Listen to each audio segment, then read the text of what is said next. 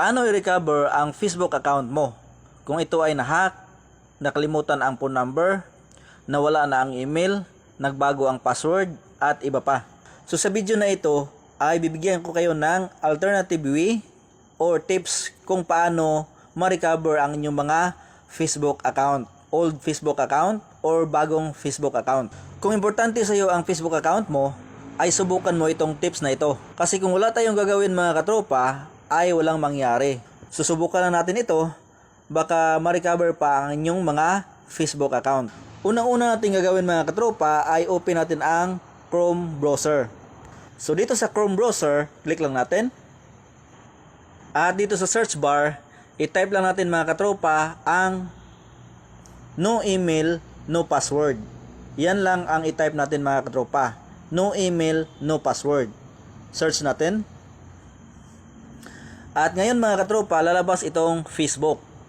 May nakalagay dito sa baba, recover your account if you can access the email or mobile number. So click lang natin ito mga katropa. Tapos dito mga katropa, scroll down lang natin. Scroll down.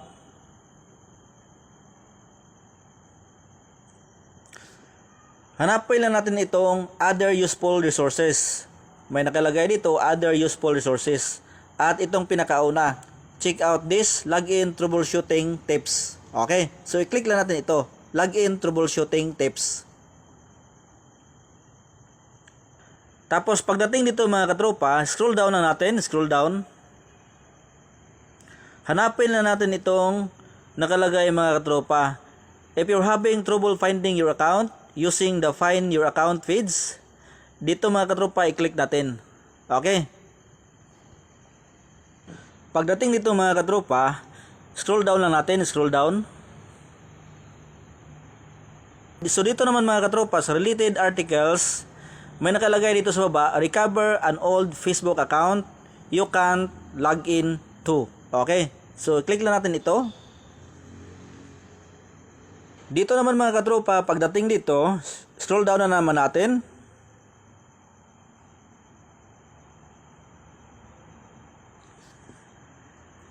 At dito mga katropa, meron na namang related articles. So, click natin itong pinakauna mga katropa. Recover your Facebook account if you can log in. Okay. So, dito naman tayo sa pinakauna. Click natin. So, dito naman tayo mga katropa sa recover your Facebook account if you can log in. So, tandaan nyo mabuti mga katropa ang mga steps para ma-recover ang inyong mga Facebook account. So itong binibigay ko mga katropa ay isang alternative way lamang. So isang tips lamang, baka sakali ma-recover pa ang inyong mga Facebook account. So ulitin ko, hindi ito 100% mga katropa. Isa lang itong paraan, baka sakali ma-recover pa ang inyong mga importanteng Facebook account. So pagdating to mga katropa, scroll down lang natin, scroll down.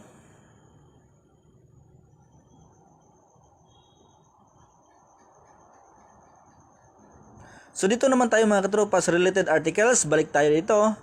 At dito ang i-click natin mga katropa ay itong pangalawa. Recover your account if you think your Facebook account was hacked or if someone is using it without your permission.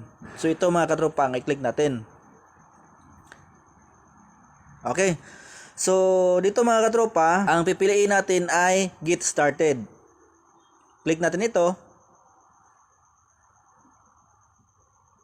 Okay, so dito mga katropa ay makaka-chat natin ang AI ni Facebook or Artificial Intelligence ni Facebook. So ngayon mga katropa, ang pipiliin natin ay itong pinakauna mga katropa. Ito ang pipiliin natin. Someone else gain access to my account. Ito ang pipiliin natin. I-click natin yan. Tapos hintayin natin ang reply ni AI. Tapos scroll down mga katropa.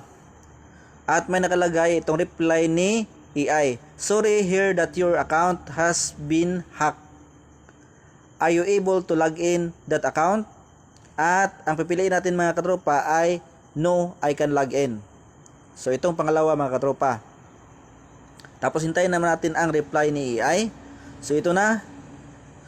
Ang nakalagay dito mga katropa, ang reply niya is, do you have access the phone number or email address associated with the account? So, ang mapili natin mga katropa ay no. I don't have access the phone number or email address on the account. Itong pangalawa. So, pagkatapos dito mga katropa, may binigay si EI ng link.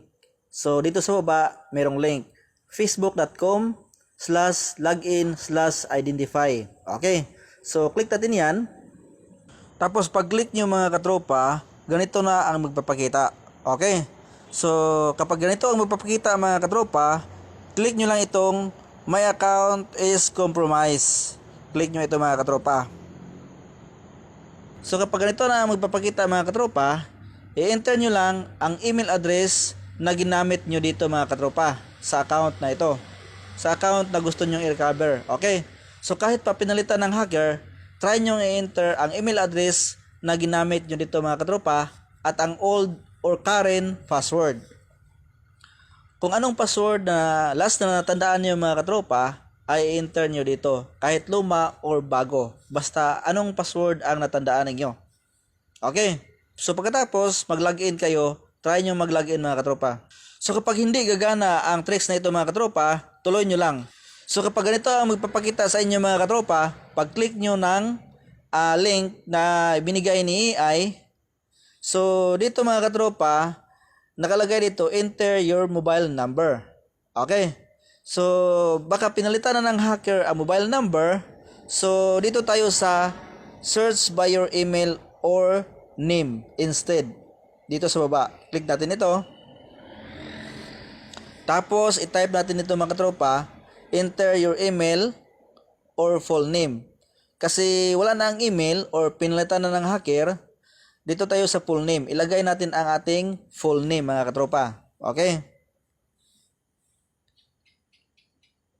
Pagkatapos, i-check natin mga katropa ang spelling or ano ang big letter o small letter. Basta ang spelling tama. Tapos search natin mga katropa. So dito mga katropa, nandito na ang ating account. Pero nakalagay dito sa taas, we sent you a login code. Dito sa email na ginamit natin. Pero baka pinalitan na ng hacker ang ating email at wala tayong access sa email na yan. Dito tayo sa try another way. Okay? Click natin ito. So dito mga katropa, mag-send si Facebook ng code via email. Pero hindi natin ma-access ang email. Dito naman sa password.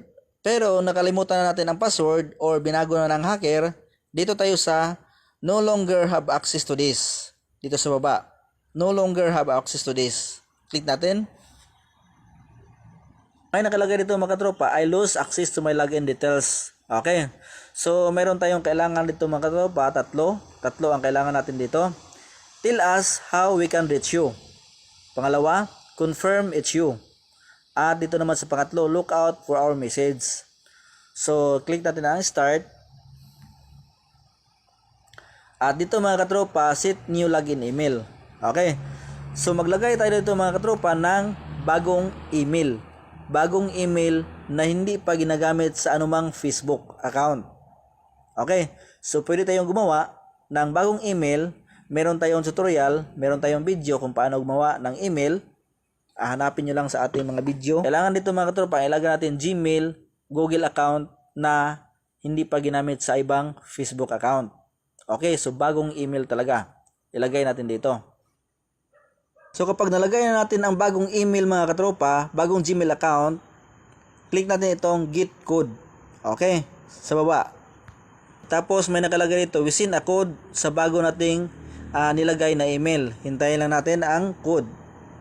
So ngayon mga katropa, dumating na ang code. Check natin. I-enter lang natin ang code. Tapos mga katropa, kapag na-enter natin ang code, click na itong confirm. Tapos dito mga katropa, ang kailangan natin ay valid ID. Okay? So valid government ID. So dito mag-upload tayo ng valid ID. Okay? So alam niyo na kung anong valid ID. Tapos click natin ito mga katropa. So dito mga katropa, kailangan natin mag-upload ng valid ID. So ano ba ang valid ID na kailangan? Ito mga katropa ang mga kailangan na valid ID. So ito ang tatanggapin ni Facebook. Okay, so dito mga katropa, mag-upload na tayo ng valid ID. Click nyo lang itong choose photo. So dapat napicturean nyo muna ang inyong valid ID bago kayo mag-upload. Okay, so picturean nyo muna, tapos click itong choose photo. Pagkatapos mga katropa, hintayin nyo lang ang email ni Facebook doon sa Gmail na nilagay ninyo. Mag-email si Facebook ng recovery link para ma-recover na ang inyong Facebook account. Okay, so itong tinuturo ko mga katropa ay kinapi ko lang sa ibang video. Kasi hindi ako marunong mag-recover ng account. Kasi ito ang karamihang tanong sa aking Facebook page at sa YouTube kung paano daw i-recover ang kanilang mga Facebook account. So, nag-research ako mga katropa para masagot ko ang inyong mga tanong. So, nakita nyo naman mga katropa sa aking mga video ay wala akong upload kung paano i-recover ang Facebook account. So ngayon lang mga katropa, kasi marami ng mga tanong mga katropa at gusto ko nang masagot ang mga tanong ninyo. So ito ay hindi po 100% at alternative way lamang ito at tips kung paano i-recover ang inyong mga Facebook account. So baka sakali ma-recover ang inyong Facebook account, pero kung hindi, mag-comment lang kayo dito sa baba mga katropa at gagawa natin ng another video.